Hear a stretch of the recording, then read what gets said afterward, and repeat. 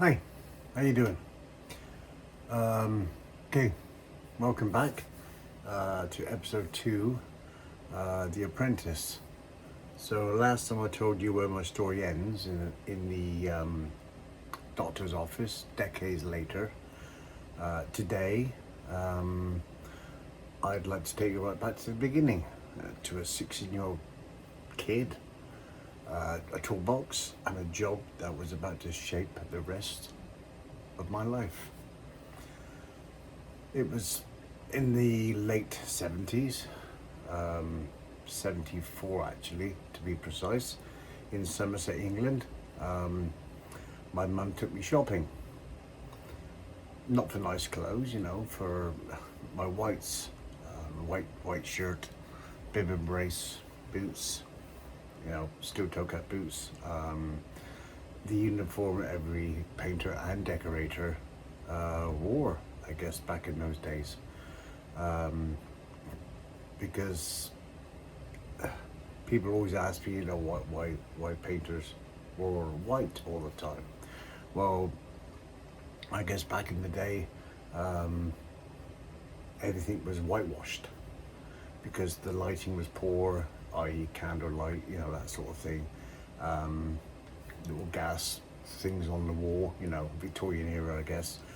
So everything was whitewashed to make it brighter.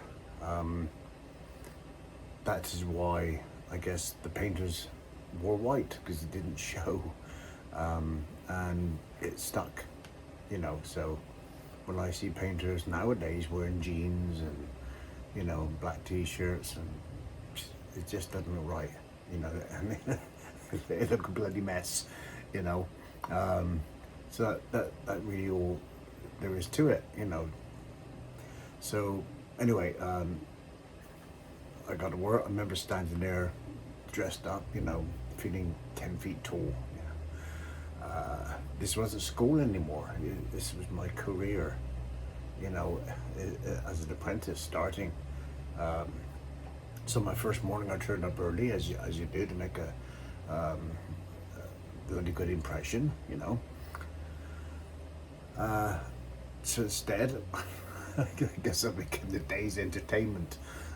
The older lads covered me in head to toe in paint within minutes of my arrival. It wasn't cruelty. That was how you got welcomed, I guess, on the site back in those days. So if you could take a joke and laugh at it, you're in. If you winced and whinged and moaned and groaned and cried, you won't last long. Not back in those days, you gave as good as you got, Excuse me, cup of tea. And that is where I met the men who shaped me. My two mentors, I guess you would call it. Malcolm, smiling, always ready with a funny joke, always pinching smokes off me. Always comes in little packs of 10, and always pinching a smoke because his wife wouldn't let him buy cigarettes. I guess she ruled the roost in that household. But lovely guy, very, very talented in his job. Derek, very quiet, didn't say a lot, patient, always taught by example rather than by talking. And Vince, well, the foreman, bricklayer, built like a bull elephant. And to him, every apprentice was simply a boy. You didn't walk into his office when he shouted, you ran. And with me, there was another young lad. I think he was 6 months further in his apprenticeship than I was. And his name was called Ray. Well, we all called him Schultz because his dad was German, I guess. And we were thick as thieves, I remember a time we found some copper piping, inch piping to make makeshift blow torches. Blowpipes. And throwing at each other, getting mortar thrown at us by bricklayers, then painting on the sides of their trowel handles with sticky gloss paint, oil-based, as revenge, harmless mischief, every day of it was fun, you gave as good as you got. Anyway, apart from mucking around, I was actually learning a real craft, signwriting by hand. No computers, no stencils, gold leaf, so delicate, very, very thin sheets of gold leafing. The slightest breath would flutter it away, cutting glass with a diamond cutter, glazing windows with linseed oil putty, that's why we were called painters stroke decorators. We could do everything, part of that trade. So by the end of the first year, I wasn't a nervous lad anymore. I earned my place. One day, one job, one brush stroke at a time.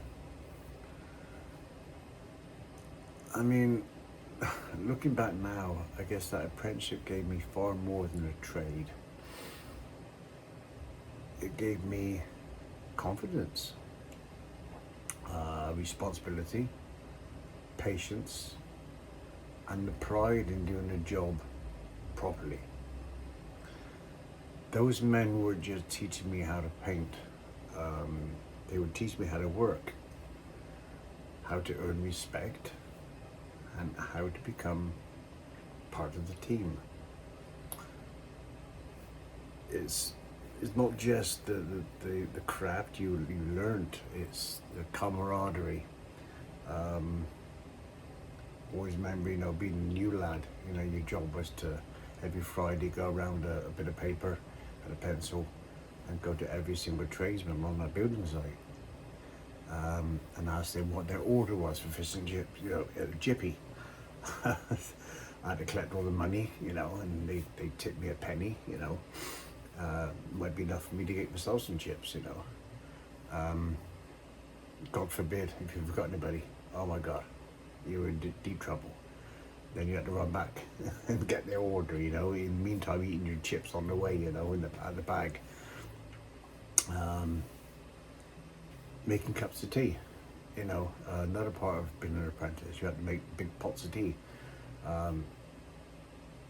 Again, God forbid if you get it wrong, one person liked it black, one person liked it with milk, how many sugars, that sort of thing, how strong, how weak, it's all part of it. And then we'd sit down at the table, we made a makeshift table. We had this little, especially in the winter time, a little gas burner with a hose, and we had it plugged into a little gas bottle, and that was our heat. And then we get our sandwiches out, we had a grill over it, and we used to toast our sandwiches, and sit around and play crib. And I started to learn to play crib, and euchre was not a game, but euchre was a bit more in depth, I would say. But crib, yeah, we all played that, and I wouldn't say we didn't take it very seriously. We didn't cheat, but every now and again you look around and you see somebody's peg has moved up 1 or 2 spots, and the arguments would ensue, bits of food were going to get flicked about, good times, yeah. And it taught you to blend in, muck in, and be part of the crew, So yeah, looking back, I think, I don't know if I just said this, but looking back, the apprenticeship really gave me far more than a trade. Confidence, responsibility, patience. You had to have patience in that job, and pride in doing your job right. because every house we worked in, we were told, okay, pretend this is your house. Would you accept that finish job? Would you like it? If the answer was no, then you're doing it wrong.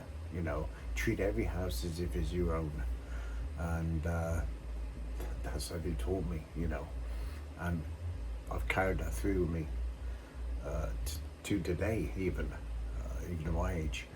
I do a job, and you know that guy on TV. You know, if you do it right the first time. You know, the carpenter's adage to that is measure twice, cut once. You know, always check your work. I guess that's what it taught me. Respect, how to work, and become part of a team. And an amazing team it was. I really, really do miss those guys. Derek, I got close to. I used to bump into him when he retired, I guess. When the building industry took a bit of a dive, you know, as it does. And same old Derek, you know, lovely, lovely guy. I don't think he ever married. He went out with a young lady. She was a strange, well, I guess so was Derek. Yeah, always ready to stop and chat, you know. I always remember the car he had was a Triumph Vitesse, and that was his pride and joy. I guess he was married to that car, you know. Loved his money, didn't part with it very much, you know. So I guess that's why. Very, very solo, you know. Malcolm, on the other hand, like I said, married, you know. Schultz, he got married later on. Yeah, he was again a different kettle of fish, you know. So what I'm trying to get here is that I had no idea. Getting back to my first year apprenticeship, I really had no idea that at the end of the first year, what my second year was going to actually bring me.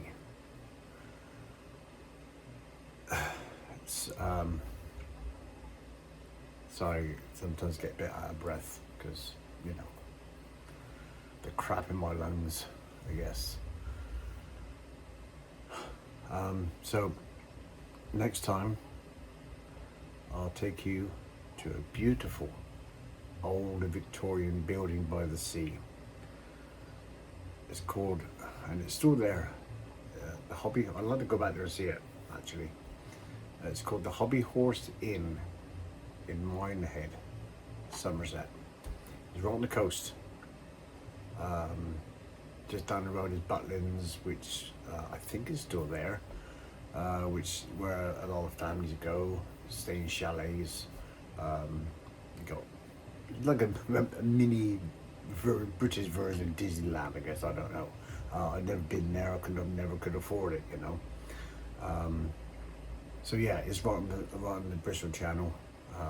Dirty, filthy water, but we all swam in it, you know. So that's where my second year began, and it's really where the real story of the book I've just done, called One Breath at a Time, on Amazon.com. So this is where it all begins with the series. It's not, like I said, it's not going to be a miserable, downhearted series or book even. I'm not going to sit there and cry and be, you know, moody. It's going to be full of laughter, because I didn't know what I got. I didn't know I was living with it. Yeah, I realised that over the years, through various jobs I had, why I was getting out of breath more than my compatriots I worked with, you know. Put it down to smoking. I guess I've always been told, oh, by doctors, you got bronchitis, you know, get up smoking. Little did I know at that time that it was the asbestos started to take its firm grip on me. Didn't know, so. So where was I? Yeah, sorry, just looking at my notes here. So hobby horse in Minehead, buttons, yeah. So that's, yeah, when it truly starts. So the full details, every character and every story are in the book in full. This is just sort of like pieces, you know. So don't forget, I will see you in the next one. The full details are on the book. So don't forget to subscribe, hit the like button, and give that notification bell a little tinkle. I've always been told or watched other channels, they do that at the beginning of the video. I guess I keep forgetting. Yeah. So anyway, please stay safe. Take care of each other. And remember, one breath at a time. And I'll see you next time.